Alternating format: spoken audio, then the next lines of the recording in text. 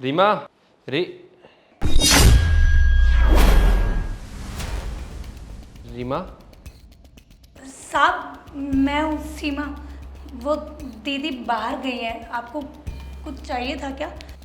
हाँ चाहिए तो रीमा कब तक आएगी?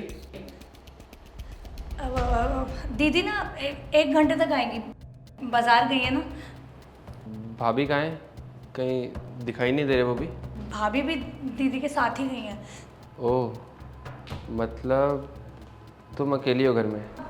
वो क्या है ना, मैं शादी में गई थी तो मुझे था कि यहाँ काम करने के लिए लेट हो जाएगा, तो मैं यहीं कपड़े बदल रही हूँ।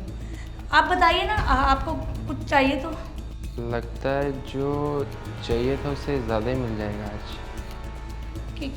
क्या कुछ कहा क्या साहब आपने? अरे नहीं, मैं वो बोल रहा था कि मैं फ़ाइल भूल गया था तो वही लेने आया था। कौन सी फाइल? अंदर ही पड़ी होगी शायद, देखो। यहाँ तो कोई फाइल नहीं पड़ी। तुम्हें नहीं मिलेगी, मैं ही आके ले लेता हूँ। ये है क्या साहब? हाँ फाइल तो यही है। और कुछ चाहिए तो देख लीजिए। हाँ हाँ देख ही तो रहा हूँ।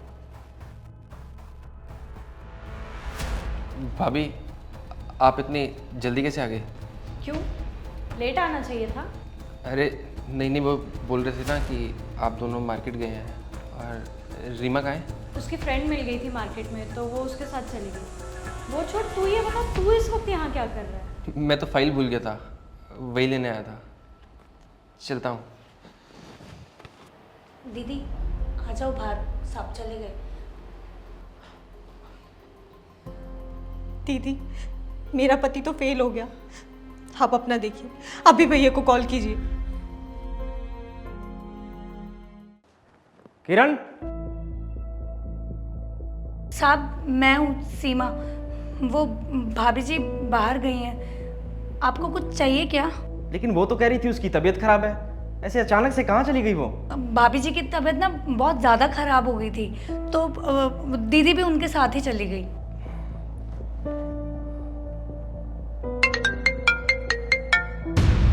फोन तो यही है उसका। वो ना काफ़ी हड़बड़ाहट में थी तो शायद भूल गई हूँ। हेलो भैया। हाँ रीमा, किरण कैसी है? दीदी ठीक है अभी। तुम लोग होगा, मुझे बताओ, मैं भी आता हूँ। भैया हम हॉस्पिटल में हैं, आप टेंशन मत लीजिए, दीदी अभी ठीक है और मैं हूँ यहाँ संभालने के लिए। हम वैसे भी एक आध घंटे में घर ही आ रहे हैं। अरे मैं अभी लेने आ जाता हूँ तुम्हें, तुम बताओ कहाँ पर हो? नहीं नहीं भैया आप परेशान मत हो, मैं यहाँ हूँ दीदी के पास सब संभालने के लिए। आप ऑफिस जाइए, अब अभी मैं हॉस्पिटल में हूँ, बाद में करती हूँ बात। क्या कहा साहब दीदी ने? अब ठीक है, किरण बता रहे हैं। तो कब तक घर आएंगे दीदी और भाभी? यही कुछ एक आधे घंटे में आ रहे हैं। तो साहब आप उतनी देर इंतजार कर लो। नहीं नहीं, मुझे कोई ज़रूरी काम है, मैं जाता हूँ ऑफिस में। भाभी आ जाओ बाहर, साहब चले गए। दीदी आप भी बाहर आ जाइए।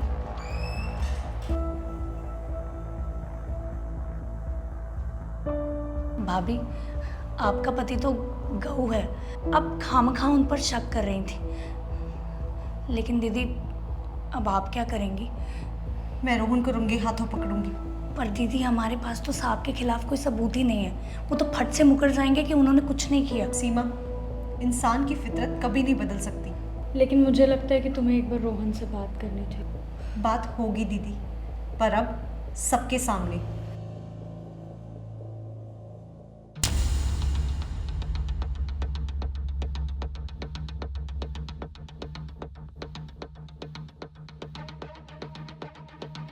साहब रोटी लेंगे? हाँ लूँगा ना।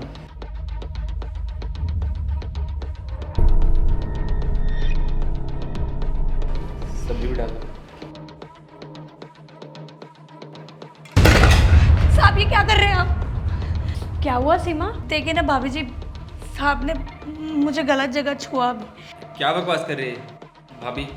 ऐसा कुछ नहीं है, इसे कुछ गलतफहमी हुई होगी। नहीं भाभी, मैं सच बोल रही हूँ। दीदी मैं सच बोल रही हूँ, साहब ने मुझे 2 बार गलत तरीके से छुआ। ओह दो कौड़ी की औरत, तेरा और मेरा ना कोई मैच भी नहीं है। अपने झूठ को छुपाने के लिए कुछ भी मत बोल, समझी? झूठ ये नहीं, झूठ तुम बोल रहे हो। ये क्या बोल रही हो रीमा तुम? फाइल लेने के बहाने जब तुम सीमा को अपनी गंदी नजर से देख रहे थे, उस वक्त मैं और दीदी वहीं पे थे। तुमने मुझे कहीं मुंह दिखाने के लायक नहीं छोड़ा। अरे जब तुम घर पे ऐसी हरकतें कर सकते हो तो ना जाने बाहर क्या क्या करते होगे। शर्म आ रही है मुझे तुम्हें अपना पति कहते हुए। मुझे प्लीज़ एक मौका और दे दो, आगे से ऐसा कभी नहीं होगा। तुम्हें एक मौका देके ना मुझे अपना और अपमान नहीं करवाना है। मैं इस घर को छोड़ के जा रही हूँ क्योंकि मुझे तुम्हारी शक्ल नहीं देखनी आज के बाद। ऐसा मत बोलो, मैं तुम्हारे बिना नहीं रह पाऊंगा रीमा, प्लीज़। तुम्हें एक बार भी ये हरकत करते हुए मेरा ख्याल नहीं आया कि मुझे कैसा लगेगा।